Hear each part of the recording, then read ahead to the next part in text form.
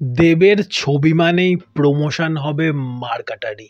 ছবির কনটেন্টের মান একটু ১৯-২০ হতে পারে, কিন্তু প্রমোশনে দেবদা বা তার গোটা টিমকে যদি ক্রেডিট দিয়ে বলি এবং যেটা বলা উচিত আই থিঙ্ক, তবে সেদিক থেকে দেবদা প্রতিটা তার সমসাময়িক হিরো বা যাই বলি প্রোডাকশন হাউসগুলো সকলকে জাস্ট বলে বলে গোল দেবে।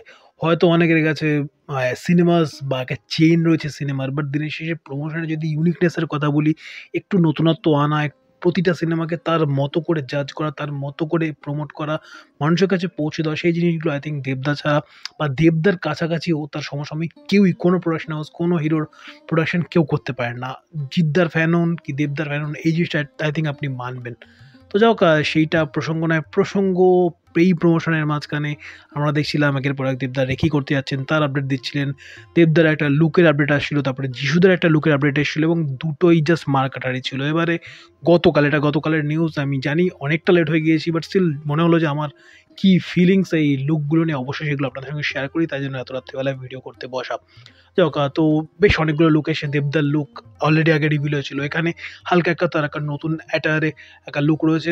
লুকটা সেমই, বাট একটা নতুন, ওই আগেরটা যেটা ছিল একটা ডার্ক একটা টোনের মধ্যে, যেরকম কেজিএফ কাইন্ড অফ যেই কয়লাখনির যে অন্ধকার জগতের যে গল্প, সেরকম একটা টোনের মধ্যে ছিল। দুটো হাতে কুঠার নিয়ে বা কুড়ুল নিয়ে দুটো হাতে ছবি ছিল, পিছন দিয়ে একটা লরির হেডলাইট পড়ছে, একটা লাশ রয়েছে এবং সামনেখানটাতে ওই যেখানটাতে লরির হেডলাইট দুটো এসে পড়ছে, ফোকাস করছে সেখানে খাদান লেখা এবং সামনে শুট ফিল্মিং স্টার্ট এরকম কিছু একটা লেখা আছে।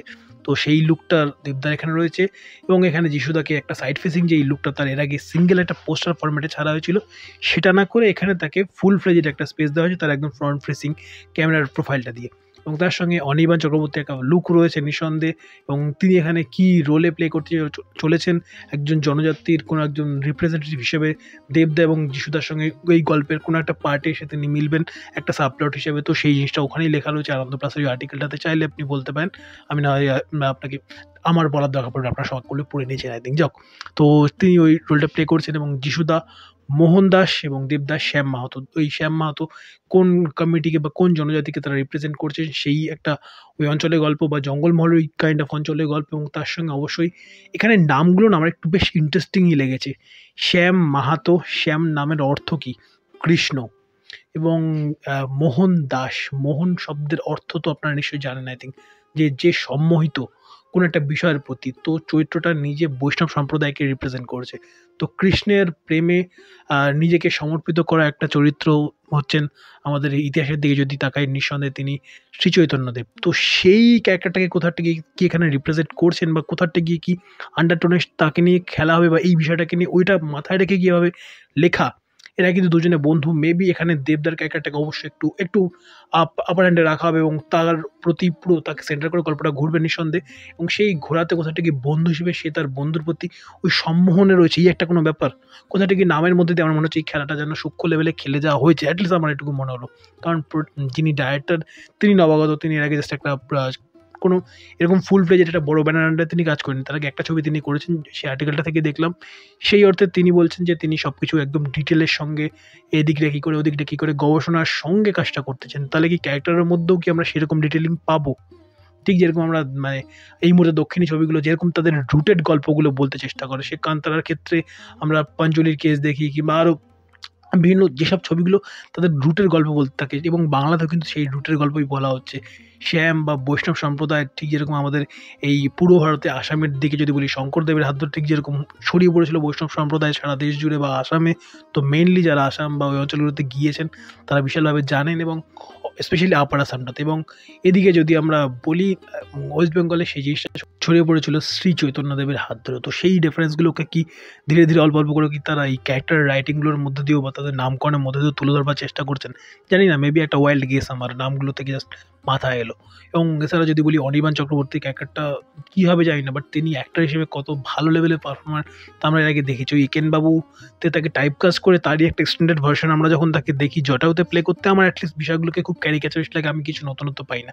কিন্তু যখন তাকে দেখি রেক্কাতে একজন পুলিশ অফিসারের ভূমিকাতে অভিনয় করতে কিংবা আরও অন্যান্য পর্যন্ত একটা ছোট্ট রোল, খুব যে একদম মানে অনেকটা স্ক্রিন টাইম জুড়ে রয়েছে তা নয়, বাট ওই রোলে যখন আমরা তাকে দেখি একটা অন্য ভার্সনে আসতে দেখি যখন কাকাবাবুর প্রত্যাবর্তনে, ভালো লাগে। লাগে তাকে তার পারফরমেন্স দেখতে, কিংবা ব্যাধে যখন তার ওরকম একটা ভালো রোলে তিনি পারফরমেন্স দেন, ভালো লাগে তাকে দেখতে, কিংবা যখন ভটভটিতে আমরা তাকে দেখতে পাই, ভালো লাগে তার পারফরমেন্স দেখতে। তো তিনি কী লেভেলের অভিনেতা, তাকে নতুন করে কিছু বলার প্রয়োজন পড়ে না। তো তাকে ওরকম একটা রোলে পাওয়া, দেখা যাক স্ক্রিন টাইম কতটুকু থাকে, কারণ অনেকে রয়েছেন এখানে।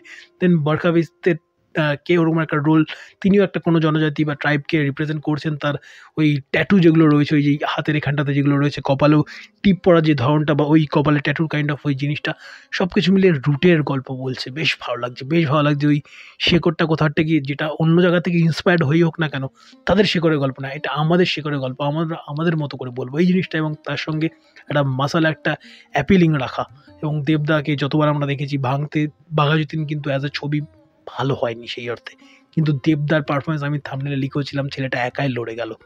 বাঘাযতীন ঠিক যেরকম একাই লড়ে গিয়েছিল শেষ পর্যন্ত, ঠিক সেরকম একদম শেষ পর্যন্ত, আমি সকলকে মানে সকলের প্রতি শ্রদ্ধাশীলভাবেই বলছি, সেটা যেরকম একাই লড়ে গেছিলো সেরকম স্ক্রিনে, ঠিক সেরকমভাবে সে পারফরমেন্সের দিক থেকেও কিন্তু ছবিটাকে টেনে নিয়ে গেল, দুর্দান্তভাবে টেনে নিয়ে গেছিলো। আমি তো শেষের দিকে ভাবছিলাম, ওয়াও, এই ছেলেটার পারফরমেন্স নিয়ে এত কথা হতো একটা গালে, ছেলেটা আর্ক দেখালো কীভাবে 180 ডিগ্রি মানে মানুষজনের অভিমতকে ঘুরিয়ে দিতে হয় ছেলেটা জানে। তো তারা কি পাওয়ারফুল অভিনেতা। এবং নিঃসন্দেহে যিশুদার আমার সবথেকে পছন্দের কাজ লাগে দুটো, একটা চিত্রাঙ্গদা এবং একটা রাজকাহিনী। এই দুটো আমার অ্যাটলিস্ট পছন্দের কাজ লাগে। হয়তো আমি তার অনেক কাজ দেখিও নি। আপনাদের পছন্দের কাজ কি অবশ্যই কমেন্ট বক্সে জানান। এবং রাজকাহিনী, তার রোলটা নিয়ে খুব একটা কথা না, চিত্রাঙ্গদা নিয়ে অ্যাটলিস্ট তাও আর্টিস্টিক কাজগুলো নিয়ে যারা কথাবার্তা বলেন তারা একটু হলেও সেই প্রসঙ্গ তুলে আনেন। কিন্তু রাজকাহিনীর যিশুদার রোল নিয়ে খুব একটা আমি কথা বলতে শুনি না। জুলফিকারও তার পারফরমেন্স ভালো ছিল, but Rajkahini was something else. লোকটা আলাদা কিছু পারফরমেন্স দিয়ে চলে গেছিলো রাজকাহিনীতে। তো দেখা যাক এইসব ভালো ভালো অভিনেতা অভিনেত্রী, এবং সঙ্গে ইদিকা বলের লুকটা অ্যাটলিস্ট ওই মানে রেগুলার একটা লুকই ছিল। এবং স্নেহা বসু, দেখা যাক তিনি কীরকম, তার কী রোল হয়।